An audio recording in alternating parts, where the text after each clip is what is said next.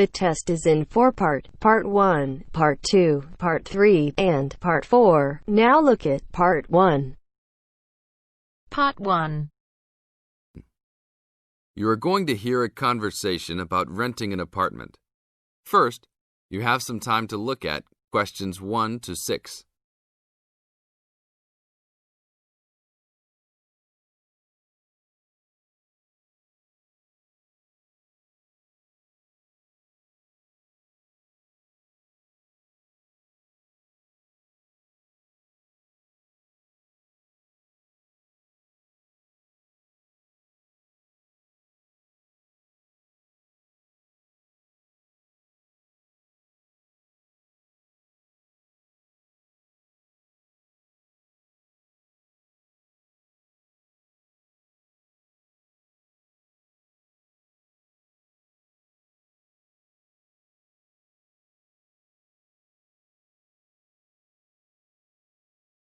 Now listen to the tape and answer questions 1 to 6.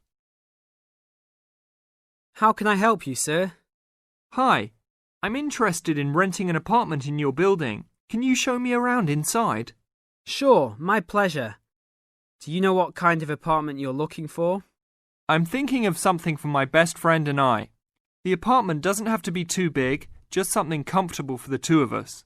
I'm looking for a kitchen, 2 bedrooms and a bathroom, just something simple. Okay, well, let me show you what we have to offer. We divide our apartments into 3 categories. There are standard apartments, upgraded standard apartments, and luxury apartments. Please follow me. This apartment just went up for rent yesterday. The old tenants moved into a larger one. This apartment is what I call the standard apartment. It's small, but has everything you need. The kitchen comes with a refrigerator, an oven, and a stove. There is 1 bathroom with a shower, but no bathtub.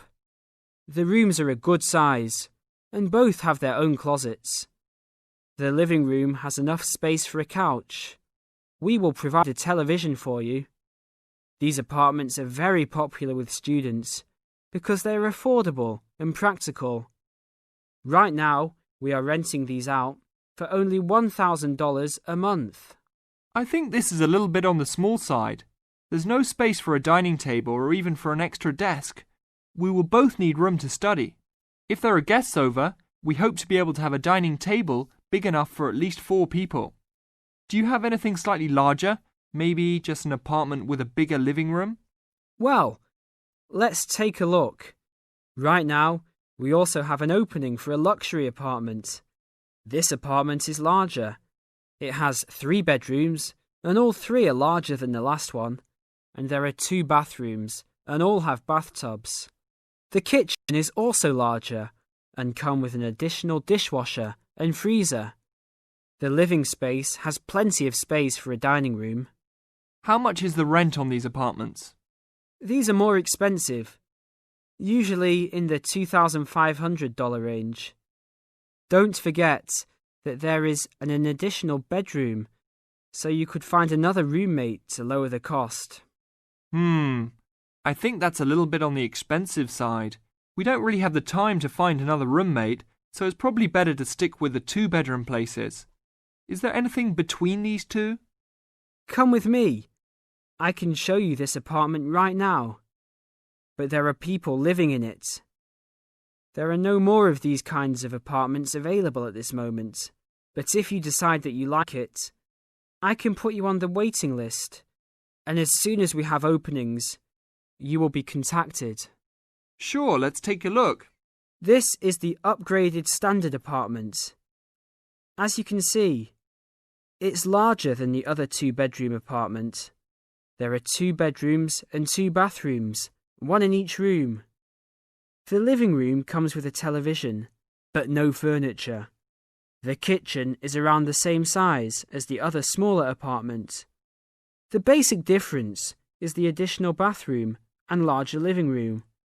These rent for around $1,400. Now look at questions 7 to 10.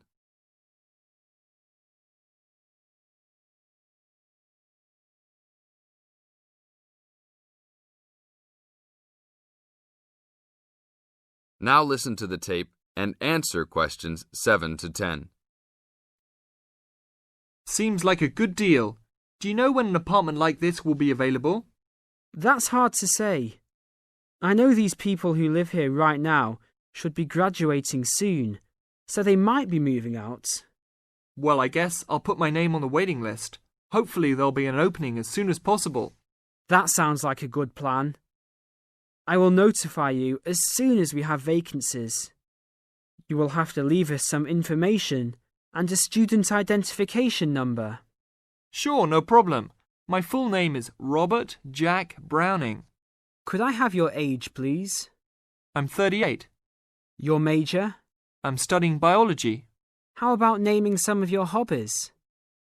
Fishing, golf, watching movies, and spending time with my family. Sounds like a good life. What is the price range of the apartment you are looking for?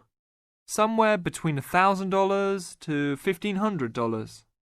Your student identification number, please. QS 45890. Could you repeat that? QS 45890. Lastly, could you leave us a phone number? Okay, it's area code 236 580 2287. Thank you very much. I will give you a call as soon as possible. That is the end of part 1. You now have half a minute to check your answers.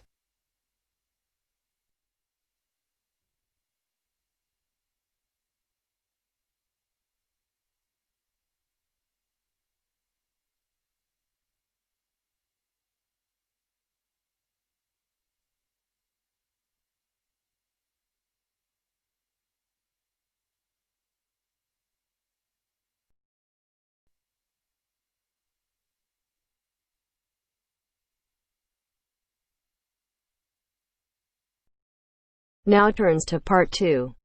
Part 2. You will hear two flatmates, Tom and Richard, talking about their new flatmate who has just moved in the week before. First, you have some time to look at questions 11 to 16.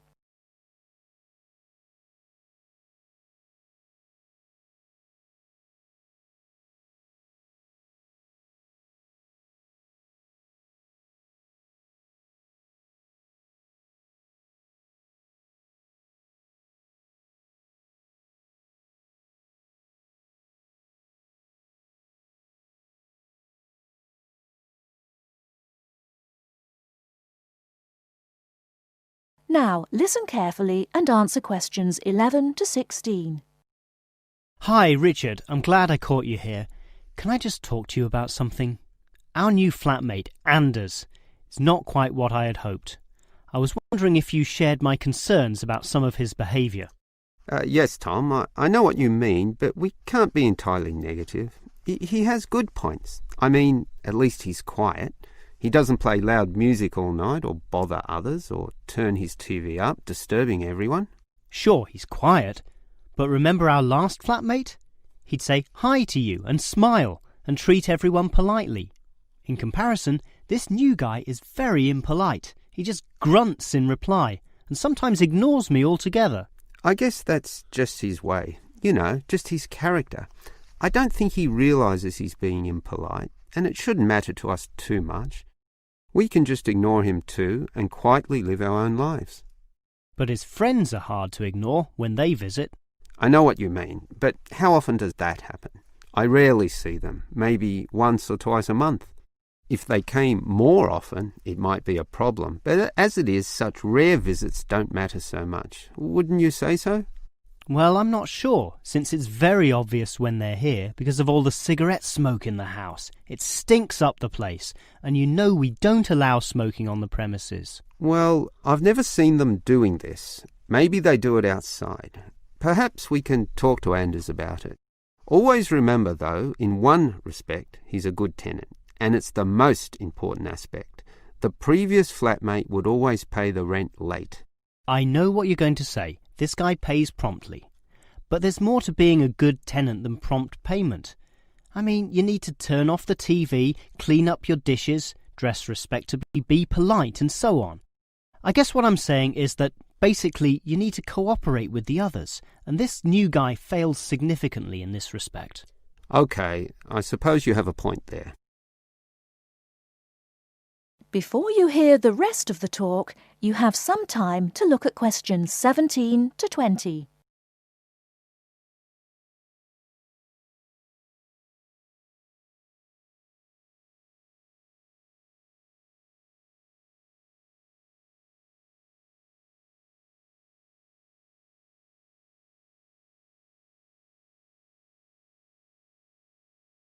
Now listen and answer questions 17 to 20. I tell you what, Tom, why don't we talk to our new flatmate, Anders, about these issues? If we throw him out, we'll have to go to all the trouble of finding another flatmate who might not necessarily be much better. So, let's give the current guy a chance. Here, I've got a piece of paper, so let's make a short list of issues to discuss with him. Get it out into the open. Sure, we'll give him one more chance. So, write communication. And let's tell him to... Well, we can't change a person's personality overnight. So why don't we have a weekly tenants meeting and we can just ask him to attend. That way we can get to know him better. I'll write attend meeting and we can take it from there. OK, but we have to tell him about his friends. They can't just do whatever they want. Write a heading friends and then write don't smoke anywhere, inside or outside. Well, instead of being so direct and possibly causing offence, I'll just write follow rules and verbally mention the rules. TV off by 10 p.m, no loud music or bad behaviour, including smoking. OK, do that, but I still think we need to specifically mention that last issue. You know how I can't stand the habit.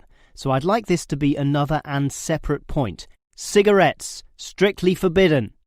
And it's important to include the strictly here. We can't pussyfoot around too much. Sometimes directness is necessary. OK, I'll write that. Forbidden. OK. And what about cleaning duties? Anders is a little too relaxed about that. Dishes are sometimes not washed, dirty teacups are left around the place, and so on. So, write, must do better. Yeah, again, Tom, he might take that personally and it could cause a scene. I'd rather be general. I'll write must be done and I'll tell him that that's for everyone, not just him. OK? OK, as long as he gets the message. That is the end of part 2. You now have half a minute to check your answers.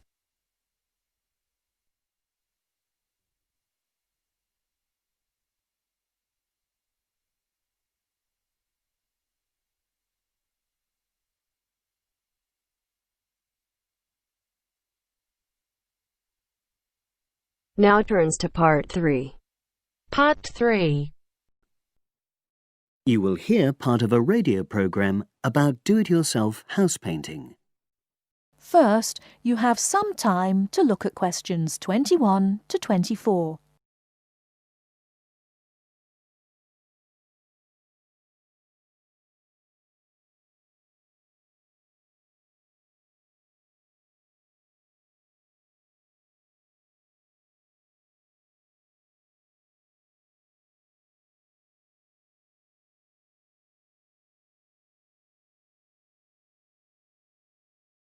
Now, listen carefully and answer questions 21 to 24. Good morning, everyone, and welcome to our weekly series on home improvements. Today's program is about do-it-yourself house painting. There's never been a better time for people who like to do their own interior house painting. Although people still lead very busy lives, thanks to the availability of various new DIY materials, you can now decorate your home in a more efficient and a more environmentally friendly way. In 2009 alone, approximately 53 million litres of the paint that was sold in the UK were left untouched. That's enough to fill 21 Olympic-sized swimming pools. It's easy to overestimate how much paint you'll need to decorate your room if you use guesswork. And if you know exactly how much paint is needed, you avoid unnecessary waste. There are automatic paint calculators available now. Most of the major paint manufacturers provide them. Look on their websites or just Google paint calculator and see what comes up. Then simply measure the circumference and height of the room in metres, enter this into the calculator along with the type of surface you're painting, and it will tell you how many litres of paint you'll need. But if you do end up with leftover paint, you can donate it to an organisation like Community Repaint. They will take the paint from you and redistribute it to local charities and voluntary organisations, so it goes to a good home. You can find more information about Community Repaint on communityrepaint, all one word, .org.uk.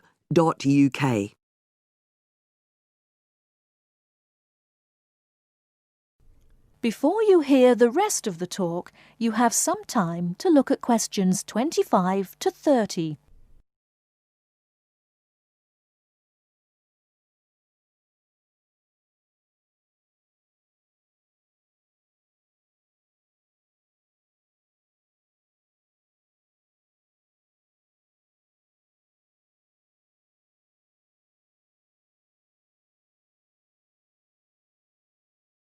Now listen and answer questions 25 to 30. Another way of avoiding paint wastage is to check you're completely happy with your colour choice before starting to paint.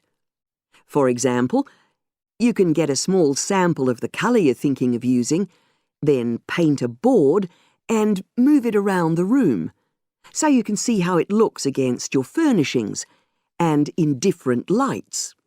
Also, it's always better to buy high-quality paints because you get what you pay for.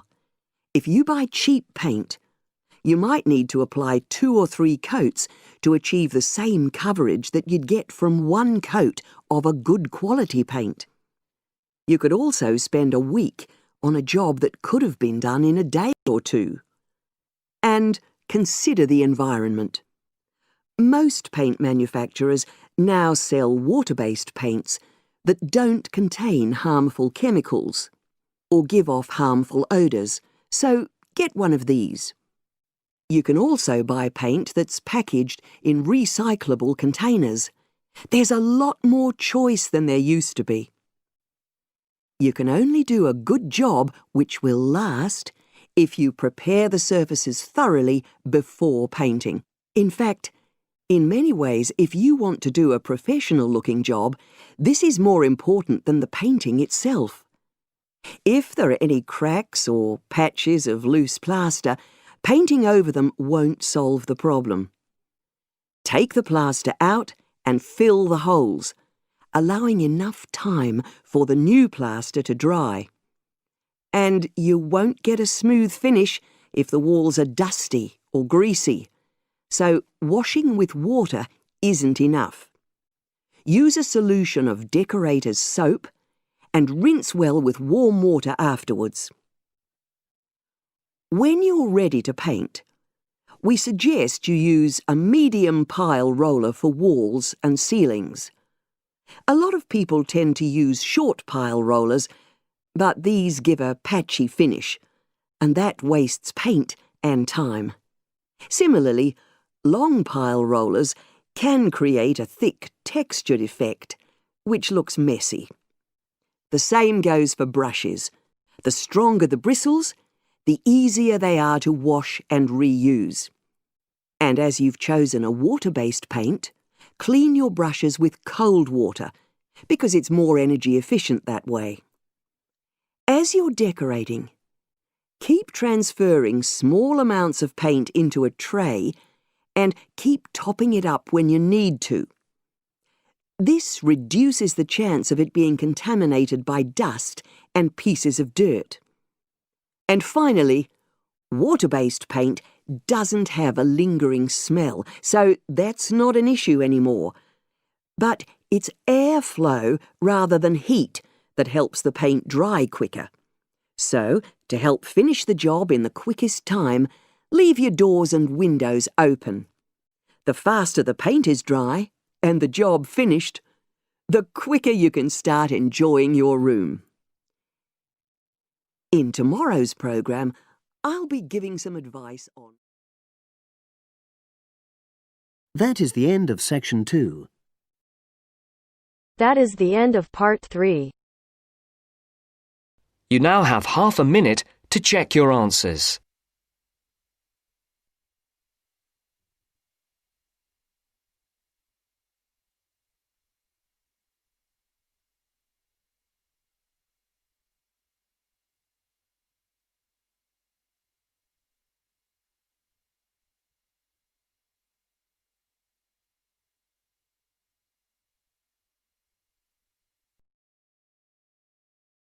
Now turns to part 4.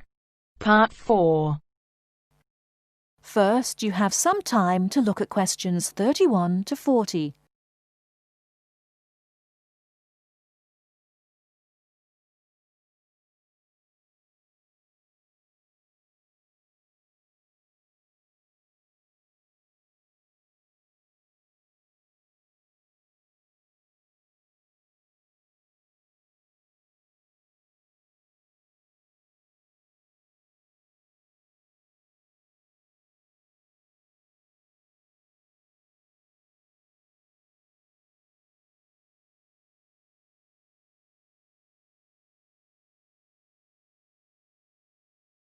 Now listen carefully and answer questions 31 to 40.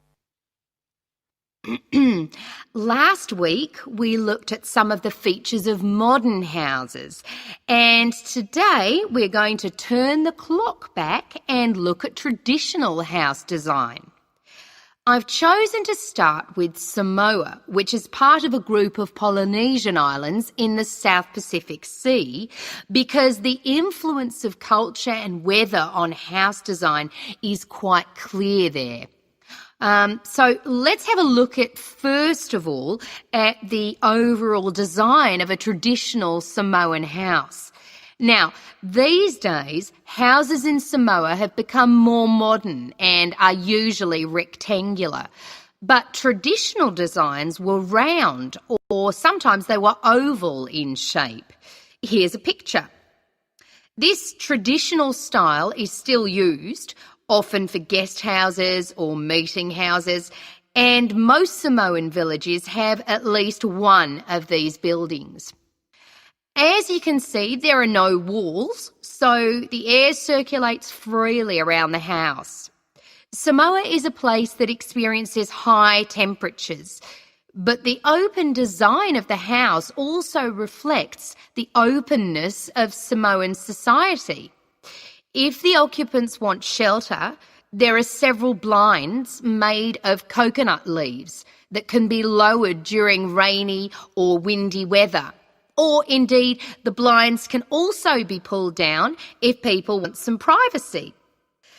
The foundations of the house, that's the part beneath the floor, are raised slightly. In the past, the height was linked to the importance of the occupants, which we'll talk about another time. However, the floor of the house was usually covered with river stones. Today, we have a range of methods for balancing the temperature inside a building, but the stones on the floor of a Samoan home are ideal for cooling the building on hot days. Now, let's have a close look at the roof.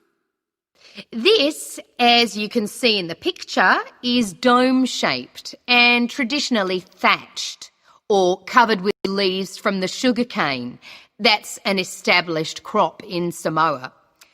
This was a job for the women, and it involved twisting the leaves and then fastening them with a thin strip of coconut leaf before fixing them to the roof in several layers. Now, the shape of the roof is important. You can see that the sides are quite steep And that's done so that the rain falls straight to the ground without moisture going through the leaves and causing leaks or dampness inside the house. Then you'll notice how high the top of the roof is. This is a way of allowing heat to rise on sunny days and go through the thatching, thereby cooling the house. So, how does the house stay upright? Well, there are a number of evenly spaced posts inside. They encircle the interior of the building and go up to the roof and support the beams there. They're also buried, usually about 1.5 meters in the ground to keep them firm. These posts are produced using local timber from the surrounding forests. They're cut by men from the family or village, and the number varies depending on the size and importance of the house. Now, these posts were a very significant part of Samoan culture and did much more than hold up the roof. When there were meetings, people sat with their back to certain posts, depending on their status in society. So there were posts for chiefs, according to their status, and posts for speakers, and so on. And ordinary people sat around the side on mats. The last area I want to look at today is the attachment of the beams and posts, what you call fixing the construction. Traditionally, no nails or screws were used anywhere in such a building. Instead, coconut fibres were braided into rope to fix the beams and posts together. The old people of the village usually made and plaited the rope. This was a lengthy process. An ordinary house used about 40,000 feet of this rope, and as you can see in this picture, the rope was pulled very tightly and wound round the beams and posts in a complex pattern. And in fact, the process of tying it to the beams so that it was tight and strong enough to keep them together is one of the great architectural achievements of Polynesia. That is the end of part 4. You now have half a minute to check your answers.